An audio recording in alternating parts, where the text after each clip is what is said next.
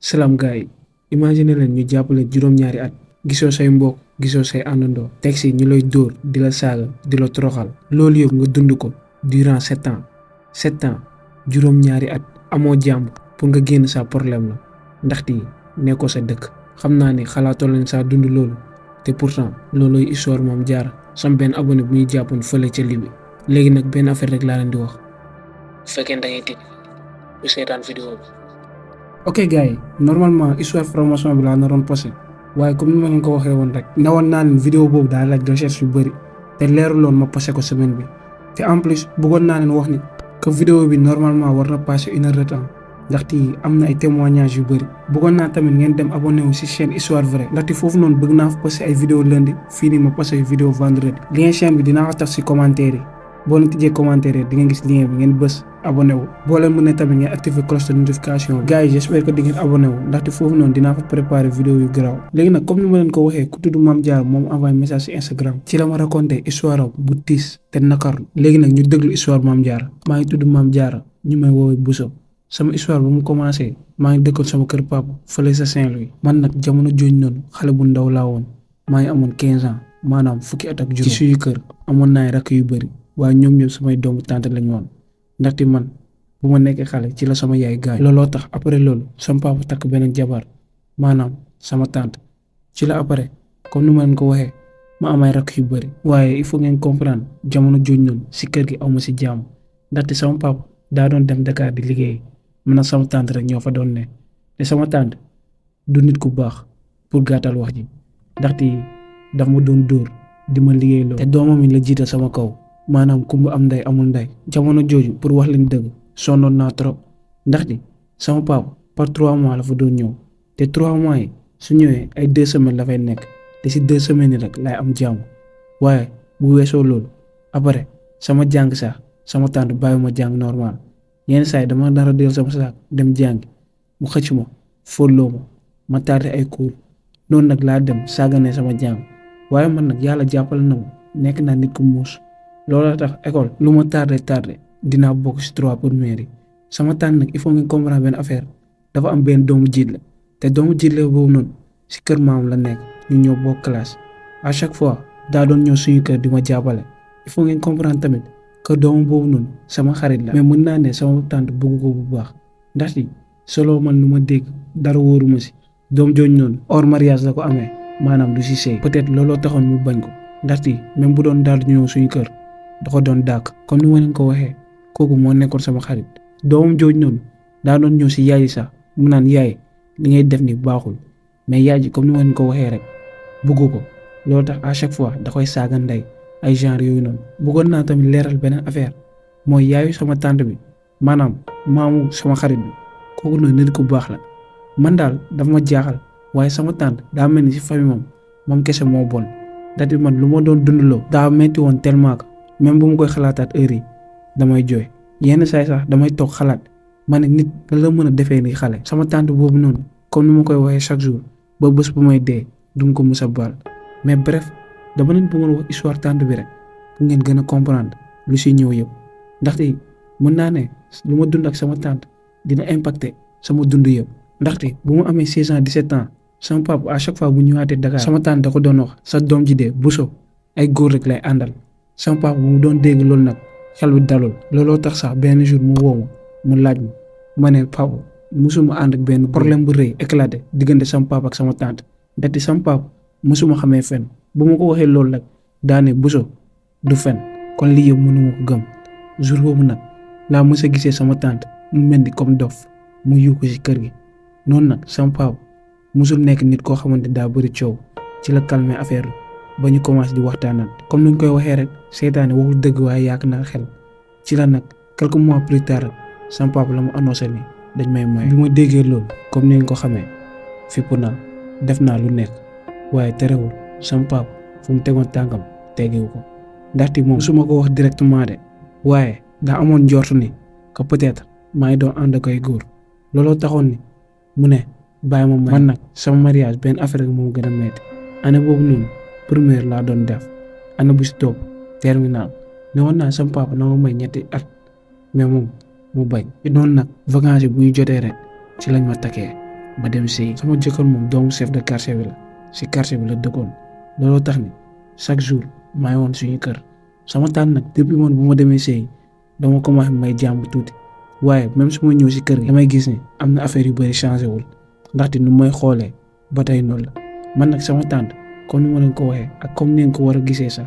mosuma ko lijjanti mosuma ko faale même bu waxee lu mu munti def lu ma mosuma ko wax tamit sama papa looloo tax ni peut-être mu am fit boobu yëpp dama def yenn affaire yu métti yi man nag lu ma munti woon def dama ko doon bàyyi yàlla te demoon na sax amoon na ay jamono comme sama yaay laa ko jàppe woon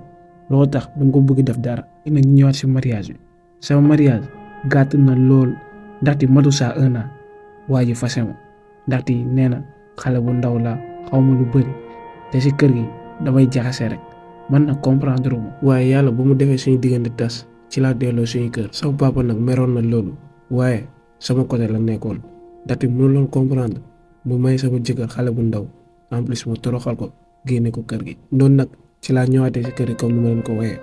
bu ma ñëwee si kër gi ma toog fa ndaxte perdoon naa 1 an normalement dama war a def terminal. ci laa bàyyi jàng ma ànd ak sama papa pour jàppale ko ci liggéey bi ndaxte moom fii dafay amoon benn agence de ménage ñun ñoo doon dem si entreprise yi di raxas. comme que man jàng naa gis naa bind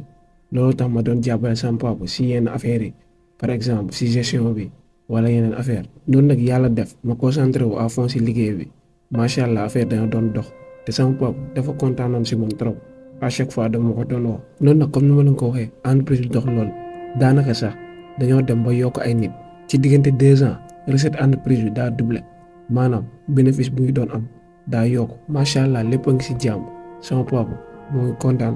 man tamit awma benn problème à chaque fois dama doon dem Saint-Louis sama tante tamit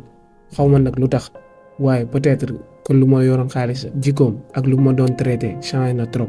comme ni ma leen ko waxee peut-être lu ma yoroon xaalis waaye à chaque fois suñu xoolante damay gis am na lu des dama gis si bëtam yi soxor bu ma wonoon comme ni ma leen ko waxee woon rek kii duma ko mës a baal looloo tax à chaque fois dama nekkoon samay garde lu ma munti woon traité maa ngi woon samay garde parce que dama xam ni à tout moment mën na def dara. mais bref man nag ma delluwaat Dakar kon ne di liggéey ci contexte liggéey bi nag la benn jour benn entreprise bi wooñu dañoo bëggoon signer contrat pour am benn service de nettoyage noonu nag ci laa déplacé woo. waaye ba mu fa eggee benn affaire moo ma jaaxal ñoom entreprise bi buñ ma doon woo maa ngi foogoon ne entreprise bu rëy la daal waaye bu ma eggee presque benn appartement la kese te effectif bu ñu demandé dafa bëri trop lii benn nit wala ñaar rek doy na man nag comme que business moo ma andi ma ñëw rek noonu ma toog ci la benn waay ñëwee ñu nuyante ci la ma nee que ni Pape la tudd te entreprise am bi agence de voyage noonu nag lañuy dem ba signer contrat yi ndaxte man presque loolu intéressé wu ma woon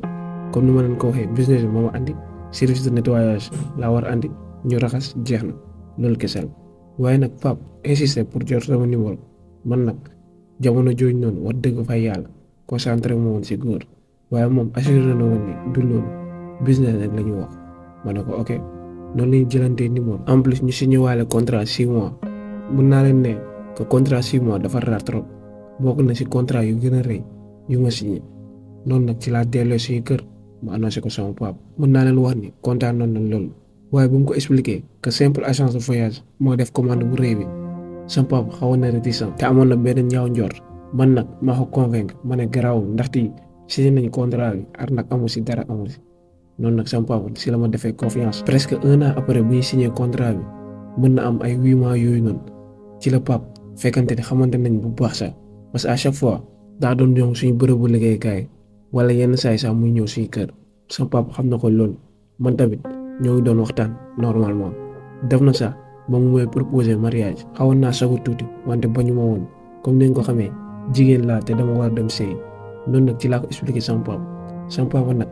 mooy par rapport ak première fois bu ma maye woon ba yàlla dogal ni ma tas loolu ba tey da ko jàpp looloo tax mu ne yow bii ba moom di nga bëgg rek bu fekkee ne bëgg nga ma maye la bu fekkee ne bëggoo doo dem sëy ndaxte sama erreur bu ma defoon noonu regretté naa ko trop sax. léegi affaire bi si man la desoon Pape moo ngi doon insister tuuti waaye forcé wul noonu yëpp ci la commencé à chaque fois mu may woo ñuy waxtaan comme ni ma leen ko waxee ñuy dem ay réseau genre yooyu noonu daal ci la benn jour rek ñu def benn voyage ca Italie benn 1 semaine wala 1 jour rek ndaxte daa am ay papiers yu war a régler si entreprise bi te man la si woon man nag dama bañ automatiquement bu ma déggee loolu ndaxte comme ni nga ko xamee sama entreprise papa presque man maay gérer lépp kon mënu ma woon dem bu ma ko nee mënu ma dem ndaxte même raison yi rek que sama entreprise papa man maa gérer loolu la mu waxee ni que affaire bi du durer mën na am sax une semaine rek lañ fay nekk bu bëree ba bëri ci laa ko expliqué que ni même bu ma bëggoon dem du ma ko mën ndaxte moom góor la te mënu ma ànd ak moom ndaxte nekkul sama jëkkër bu waxee loolu pap nag mu nekk fa di ree mu ne loolu moom bul inquiété wu parce que yow comme ni nga ko xamee dama la bëgg takk ci laa ko expliqué même boo ma bëggee takk loolu mënu ma ko def wax dëgg fa yàlla pap bu ma ko expliqué loolu yëpp moo xam ni man aw ma envie dem loolu la ma ne affaire bi soxla naa la si loolu ndaxte yow sa expérience bi yow kese yaa ma si mën jàppale mais garaawul après dinañ si gën a wax bu soobee yàlla noonu rek la changer sujet toog nañu presque 2 semaines waxatuma wax yooyu noonu ba benn jour rek mu woo ma portable mu ne ma sa visa génn na de ma ne visa jàmm ban visa mu ne sa visa pour dem Italie ci laa ko ne Pape yow lu ma la waxoon mënuma dem Italie mu ne non t'inquiète kon ko man kese maa nekkoon problème bi man moom décidé naa ma bañ a dem ma bàyyi la ndaxte yow comme ni ma ko waxee da nga important ci affaire bi il faut nga dem man nag Pape bu ma waxee loolu presque dama teg pression ci laa ne après naa si xalaat may ma rek quelques instants bu ma fay portable bi ci laa demee sama papa ma wax ko lu ma papa wax yëpp sama papa nag comme ni ma leen ko waxee woon rek à chaque fois day ne yow yaay décider te cette fois ci tamit loolu la wax dafa ma ne yow yaay décider parce que papa nekk na suy plus grand client kon ka nee na yow kese yaa mun a dem kay jéemal dem rek bu nekkee mën nga ko ci laa ne sama papa ok naa si xalaat sama papa nag bu mu waxee loolu ci laa gën a amee courage dem ci laa woowaatee papa ma ne ko ok léegi nag envoyé ma détail yëpp ci la ma tontee nee na lendemain ci matinal bi ma jaar mu jox ma papier yëpp en plus mu expliqué ma tontu ko waaw incha allah noonu nag matinal bi ay bëru mi ci laa demee si entreprise bi waaye am na benn affaire bu ma jaaxal dama ñëw fekk ñu génne ay meubles ma dugg rek dajeeg pap ma ne ko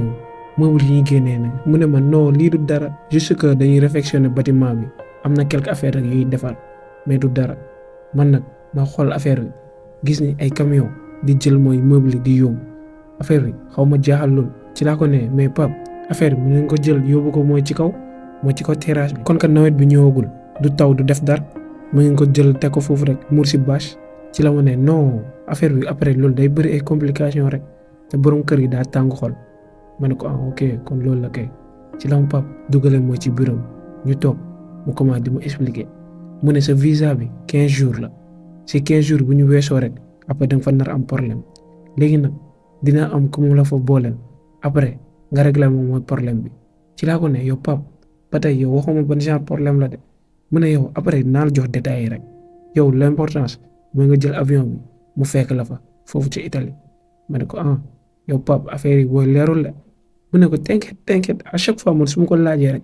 mu ne ma t'inquiète man nag à chaque fois bu éviter question mu ne ma t'inquiète dama doon ne waaw ma jàll si leneen noonu la ma joxee sama papier yëpp affaire bi jaaxal ma ne affaire yi gaaw na mais bu ma liiree mooy papier yi bizarrement gisuma si benn Italie ci laa ne pap mais affaire bi amul fi ñuy marqué Italie mu ne non parce que da ngay escale boo escale tamit am na foo jëlaat kon que man musuma jël avion te moom comme ni nga ko xamee agence de voyage lay gérer dama ne peut-être am na lu mu xam te man xaw ma ko noonu nag ci laa jëlee sama bagage ma génn pap gunge ma à chaque fois daa doon dala sama xel mu ne boo fa eggee dara appartement bi am na ku ma la booleel kooku sama rakk la boo feree 0 franc dara doo ko si lekk bi lépp dina la ko gérer lépp incha allah man ci laa ko ne yow sa rakk bu jigéen mu ne ma waaw ma ne ko pap mais yow lu tax joxoo ko sa rakk bu jigéen mu régler la problème bi mu ne ma non kooku day liggéey quoi te foofu noonu boo tardé benn jour rek da lay daal man nag comme d'habitude pap mu wax rek ma gëm bu ma paree waxee foofu nag pap laa ñibbi suñu kër ma préparé wu dem ndaxte une semaine rek moo si desoon ci semaine boobu noonu nag presque dama doon préparé wu rek pap à chaque fois dama doon woo mu ne bul yóbbaale lu bëri ndaxte comme ni ma la ko waxee doo fa yàgg quelques yére rek nga yóbbu à part loolu dalay sonal man nag ma ne ko ok comme pap nu mu ko waxee nee na du vol direct mu ne damay dem Tunis si benn aéroport bu ñu woowee Carthage mu ne fa laay ndee après ma jëlaat beneen avion man nag stress bu bëri jàppoon na ma ndaxte sama premier voyage man nar a def escale yi yëpp mais dama ne peut-être naa gérer noonu nag semaine bi yëpp comme ni ma leen ko waxee ma koy waajal wax ko sama papa presque sama mbokk yëpp presque yëg nañ ko noonu jour bi jot sama vol ay 3 heures du matin la waroon nekk waaye Pape laa doon xaar appelam ndaxte daa newoon moom mooy déposé toog naa ba ay 1 heure du matin kenn ñëwul man nag ci laa décidé demal sama bopp ma jël taxi dem bu ma eggee si buntu aéroport bi sama portable sonné ma décroché ndekete Pape la ma ne ko yow Pape dama mën a defee nii xaar naa la ba nar a raté sama vol bu nekkee ni mënoo woon ñëw dama ko waroon wax Pape ci benn voix bu triste ci la ma ne que dafa am accident si yoon bi ma ne accident jàmm après mu ne presque dara dalu ko mais naa def sama vol après incha allah bu mu fa eggee ma woo ko ci laa ko ne waaw ma dem jël sama vol ma tiitoon loolu ndaxte sama xel à chaque fois si Pape la newoon maa ngi doon xalaat te sonnul waaye pour mu wax leen dëgg jour boobu noonu laay mujjee dégg Pape après di ngeen comprendre ndaxte Pape dafa newoon bu ma eggee Tunisie mooy si aéroport bi naa laaj benn waay bu tudd Ali nee na ma kooku naar la après moom mooy gérer sama vol Italie yàlla def nag ma egg sur Tunisie bu ma eggee nag ma jéem woowaat Pape comme ni ma leen ko waxee dernière fois bu may dégg Pape mooy jour boobu noonu mooy balaa maa jël sama vol bi bu ma eggee nag Ali boobu noonu xaw ma na laa mën a gisee waaye bu ma ñëwee si accueil bi rek laa gis benn waay téye pancarte ñu bind ci sama tur bu sob ma ñëw rek yëkkati sama tur mu joxoñ mi comme si mu naan yow la man tamit ma yëngal sama bopp ma ne c'est moi après ci la ñëwee rek téye sama bagage mu commencé di ma wax bienvenue dama lay yóbbu hôtel ma ne ko hôtel lan non je dois retourner en Italie mu ne ko mu yëngal bopp bi ma ne ko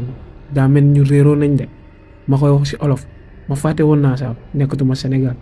après ci la taxawee ma ne ko je dois aller en Italie mu ne ma demain ma ne man nag automatiquement ma jàpp ni ma ne peut-être que ni du ñu ñëw rek yéegaat ci avion directement il faut ñu noppale ko benn jour après ma jël mooy yoonu Italie bi ci laa toppee waaj nag ma topp ko ba mu egg ci benn 4x4 mu jël mooy sama bagage yi sànni ko ci ginnaaw mu ne naa yéeg bu ma yéegee waa ji commencé di dawal oto bi waaye ni mu ko doon dawalee ak doole la man nag maa ngi xool waa ji rek waa ji daw na luy sori presque day mel ni diggante Dakar ak Touba yoon bi commencé na sori lool ci laa ko ne l'hôtel est loin on n'est pas encore arrivé mu ne moom non mu yëngal bopp bi mu ne c'est encore très loin ma xool waa ji ma ne wow fii nii dëkk bi rëy na waaye bu ma tontee loolu waxatul mu commencé di concentré wu mooy si dawalam man nag ma ne ko peut-être day éviter benn accident genre yooyu noonu peut-être que dëkk naa dañoo strict si wàllum boobu noonu waaye même su may wax moom du ma faale affaire bi daw ba ñu egg si benn koñ bi nag comme genre ghetto la presque lépp a sale ci laa commencé ne sama xel ñu jógee si ay immeuble ay étage yu nekk mooy si dëkk bi ñu ñëw ba fii nii foo xamante ni presque amul sa baraak ay jungle kese la waaye man maa ngi topp waa ji rek waa ji jël sama saak di avancer ci biir mais bu ma doon dugg ay xale yu ndaw di ma xool ci kaw étage noonu laa fa gisee ay yeneen nit taxaw di ma xool di ma fixé di ree nag man ma wàccewaat sama bëti nànk comment di topp waa ji dem ba egg ci benn kër mu tijji ko rek mu ne ma entre ma taxaw xool waa ji parce que man dama doon xaar mu dugg man du ma dugg te moom duggul waa ji ne ma entre comment di ma yuux noonu laa avancé rek dugg bi ma duggee rek waa ji ñëw ba benn chambre bi ay zinc lañ ko defaree pour ma wol leen état mooy foofu noonu nu mu mel nu mu bonee ma ñëw rek toog mu jël sama bagage te ko côté ma toog waa ji génn bu mu génnee rek ci laa ko dégg muy wax ak yeneen nit waaye arab lay doon wax waa ji toog na fa presque ay 15 minutes moo ngi wax rek mooy diggante bu mu doon wax rek benn xale bu jigéen naar mu dugg rek commencé di ma xool di jooy ku jigéen ku ndaw nag ma ne ko qu'est-ce que tu pleures mu xëcc ko xale bi ñëw si man ma koy ndaxtaan ba si yàgg rek ci la benn jànk taxaw si bunt bi xool ma comme si dama ko def dara wala waaye xool bu ma xoolee nit koo bañ rek nga mun xoolee noonu man tamit ma fixé ko ma ñàngal ci la ñëwee si ba si man rek jël xale bi fokkati ko ak doole man comprendre ma lu xew ci laa jugee rek taxaw jaaxaarloo moom mu xool ma rek tourné benn côté bi tufli si suuf xëcc xale bi rek comme si ku koy saaga mu commencé di wax ak moom rek xëcc ko génne ko man yàggoon naa dégg que dëkk naar yi dañoo raciste mais lii loolu rek laa ko mën a jàppee racisme la kii daf ma bañ. boobu moo nekkoon la première fois ma naan heure yi nekk naa dëkk boo xamante ni dañoo bañ nit ku ñuul depuis bu mu atterrir musuma xalaat loolu maa ngi koy soog a xalaat ma ne fan laa nekk nii. sama xel bu mu andee loolu rek laa jëlee sama bagage génn ci laa dajee mooy waa ji di ma laaj tu vas où madame ma ne ko je rentre je vais chercher un autre hôtel parce que ici je peux pas rester. waa ji ci la yëngale bopp bi ne ma non tu vas rester ici jusqu'à demain ma ne ko monsieur j'ai pas envie de rester bëgguma fi des baa mi bu mu waxee loolu ma xool kanam waa ji mu ñàngal ba si yàgg rek mu andiwaat kanam bi commencé di naan di baaxlu mu ne moom non parce que ici y a trop de bandits à cette heure-là on risque de vous agresser ou un truc du genre ma ne ko kon ko fii daa amay bandits sama xel nag laa ko doon waxee loolu ma ne peut-être xaaral ma des parce que xaw ma ban dëkk laa nekk te kii rek laa fi xam noonu laa ne sama xel garaawul kon ko benn guddi rek laa fi nekk après matinal damay dem jël avion dem Italie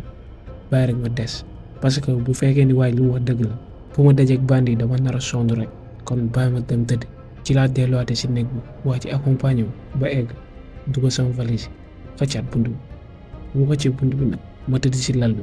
maa ngi xaar lekk ndaxte xiifoon naa trop maa ngi tëdd wante dégguma dara gisuma dara ma tëdd di xalaat rek di xalaat ba si yàgg rek ma commencé dégg ay bruit yu jóge si biti bruit yi ñoo ngi dem di approché wu ñuy dem di gën a approché wu man nag nu ma tëddeewul sama lal rek ma jug toog ba si yàgg rek bruit ma sentir mu ngi si ginnaaw porte bi comme si ay nit ñoo ngi fa ci laa ne entré waaye kenn tontuwul waaye xam naa ne am na ñu fa nekk ba si yàgg rek ma jug commencé di avancer si bunt bi nu ma jugee noonu rek benn waay tëj bunt bi taxaw ñu jaaxaarloo ma xool ko mu xool man nag waaye nu mu taxawee di ma xool di ma fixé man foogoon naa ne daa juum ndaxte foofu noonu bu fekkee ne hôtel peut-être daa jaawale chambre yi ci laa ko ne monsieur vous vous êtes trompé de chambre waaye waa ji taxawale di ma fixé man comprendre ci laa commencé di avancer waa ji bougé wul fu mu taxaw. léegi nag gars yi bëggoon naa ngeen concentré wu côté bii nii ndaxte lu am solo yëpp fii la xewee bëggoon naa tamit ngeen aimé wàlle vidéo bi bu fekkee ne abonné go nga abonné wu. léegi nañu continuer histoire bi selon Mame Diarra nee na waa ji nu mu taxawee noonu ci la ko gisee mu jël loxo bi dugal ko si poche bi Mame Diarra daa doon avancé rek mu taxaw ci la waa ji génnee benn mouchoir bu weex si poche am Mame Diarra moo ngi fixé waa ji rek parce que heure yi xam na ni waa ji am na lu mu bëgg def ci la commencé arrière waa ji mu commencé di avancé kawam rek Mame Diarra gis si ginnaawam ñetti yeneen gaay ñu dugg si chambre bi Mame Diarra ci la commencé yuux waaye dara ci la gaay songo ko jàpp waa ji yoroon mouchoir jël morceau bi taf ko si bakkanam Mame Diarra nee na fa la nekkoon di xataraayu nee na morceau bi mu ngi sentir benn affaire bu fort boo xamante ni affaire bi comme genre alcool la genre yooyu noonu nee na ci la commencé nooy affaire bi la sentiree ni que mooy commencé xam gars yi nag ñoo ngi koy jàpp xataraayu na ba sonn waaye dara noonu nag Mame Diarra nee na balaa moo doon gëmm bëti rek ci la séenee Ali maanaam waa ji ko andi fii taxaw croiser les bras fixé ko di ree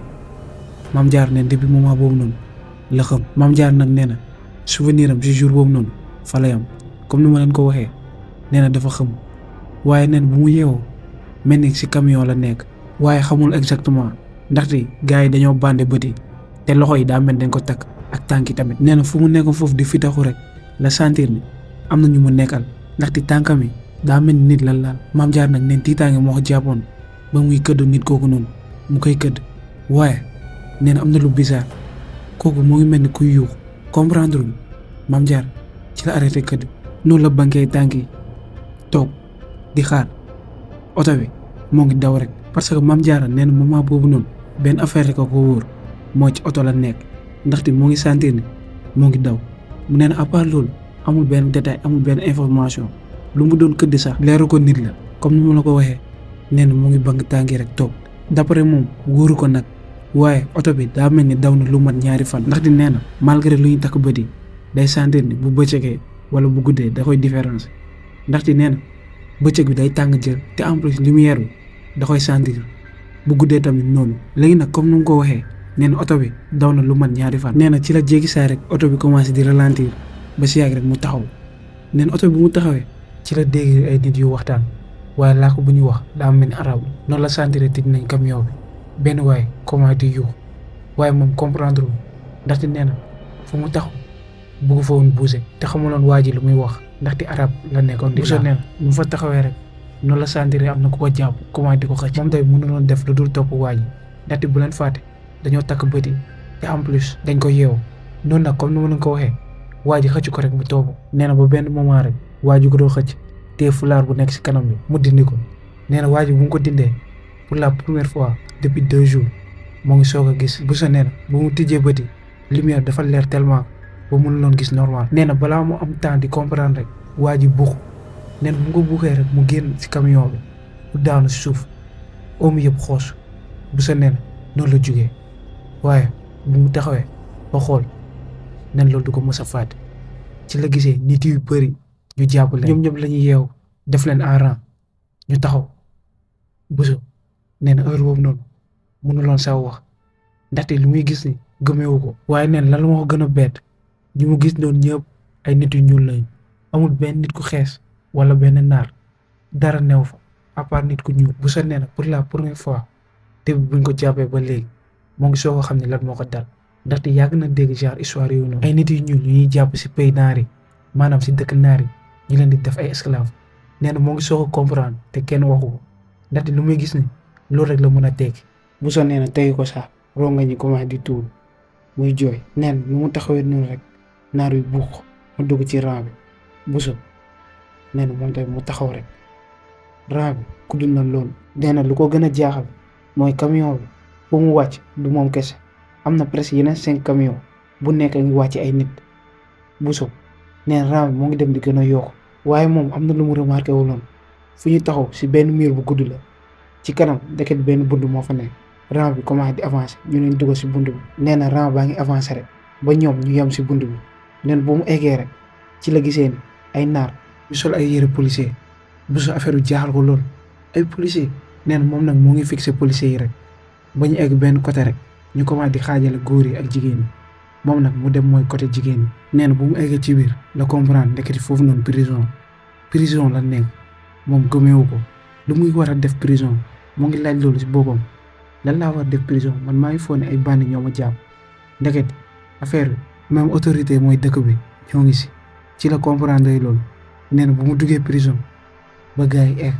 changé wul yére deful dara noonu rek lañ ñëw dugal ko mooy si benn cellule. si cellule boobu noonu nag nee na amul benn nit bu weex ay nit yu ñuul kese ay jigéen nag. nee na si la avancé rek ba si yàgg rek ci la déggee benn groupe ñuy wax olof ci la tourné rek mu jaaxal la ñooñu tamit xam ne ni kii Sénégal la noonu lañ ko woowee mu ñëw mu taxaw. ci lañ laajee Bousso yow xanaa yow tamit dañ la jàpp. Bousso ne ko ne waaw ok ci lañ ko ne yow fi la jàppee. Bousso noonu lañ tondee mu ne man Italie laa naroon dem waaye bu mu eggee Tunisie fa laa def escale. noonu la nettalee jaar-jaaram yëpp bu ñu paree ñoom ñu xoolante. Bousso si la leen laaj mu ne ñun fan lañ nekk nii ñooñu ne ko yaa ngi Libi fii Libi la. Bousso mu ne Libi jàmm lan laa war def Libi man Tunisie lañ mu jëlee. Bousso neen bu mu déggee loolu mun loolu muñ ci la commencé nekk si ñooñ di wax wala ñooñ tamit ñoo ngi koy xool comme si yàgg nañ dund loolu. ñu toog di déglu Bousso rek ba mu pare rek Bousso si la leen laajee mu ne yéen noonu leen fi ñëwee bizarrement ñoom ñëpp ñoo bokk même réponse ñoom ñëpp Europe lañu bëggoon dem. après ci la leen jàppee waaye Bousso nen lan moo ko gën a. mu déggee ku nekk naan nekk naa fi ñetti at keneen ki naan nekk naa fi ñeenti at keneen ki naan nekk naa fi 5 ans nen bu mu déggee loolu rek nee na mënuloon muñ ci la commencé di jooy. mu laaj leen mu ne ñetti at juróomi at ngeen nekk fii xanaa jéemoo leen woo seen waa famille. noonu lañ tontee Bousso ñu ne sa famille mënuñ si yow fii dara te gouvernement bi tamit jàppale wuñ. Bousso neen bu mu déggee loolu mu commencé xalaat Sénégal waa famille am nee na du gisaat kenn neen noonu la sëgee muy jooy di jooy yu metti. ci la ñu fa nekk nag jéemuñu ko saa naan di ko naxtaan ndaxte xam nañ lii c'est normal. Bousso neen bi mu nekkoon di jooy rek la benn gardien ñëw rek dóor mooy baari. ci la commencé di saaga si arab nag la ko doon waxee. Bousso neen comprendre ñu si des nag ñaan ñu ne nga noppi nga bàyyi sa jooy. Bousso neen noonu la jógee mu fomp rongañam dem toog moom kese nag. léegi nag gars yi mun naa leen ne histoire bi jeex na ndaxte Bousso dina des mooy lu ëpp juróom benn at ci biir prison bi maanaam 6 ans te musiba bu bon rek la fay dund. nee na si 6 ans yi mosul lekk loo xamante ni doy na ko benn yoon la ñu andi mooy comme genre macaroni ñu baxal ko teg ko nee na bu ñu lekkee mooy ngoonement bi duñu lekkaat ba beneen jour bi yenn saa yi ñu andi leen 2 fois par jour. léegi nag gars yi xalaat leen durant 6 ans mooy juróom benn at benn yoon ngeen lekk par jour benn yoon durant juróom benn at